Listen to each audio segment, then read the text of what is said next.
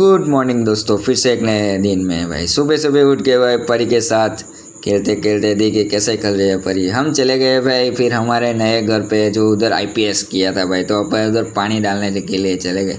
फिर हम चले गए भाई वागोड़ी क्योंकि कलर लेने गए थे घर के लिए। फिर कलर लिया, फिर हम आ गए घर पे ही सीधा खाना खाने के लिए। गुंडे का मोड़ देख लीजिए भाई, हमने गुंडे का मोड़ खाया था। फिर हम चले गए परी को लेके फिर से अपने घर नए घर पे। देखिए पानी में कैसे खेल रही है परी, हा कैसे खेल रही है, छप छप छप।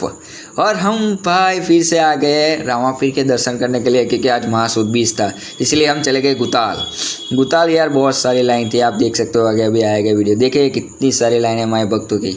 हम तो भाई सारे से भाई दर्शन करके निकल गए भाई, क्योंकि इतना ज़्यादा हमारे पास टाइम नहीं था, क्योंकि हमको घर पे वापस आना था। फिर परी को लेके आया भाई, सीढ़ी का रस पी लाया उसको। देखिए कैसे सीढ़ी का रस पी रहे स्ट्रॉस है, और सबको देख रही है माई भक्तों को के कैसे दर्शन कर रहे हैं।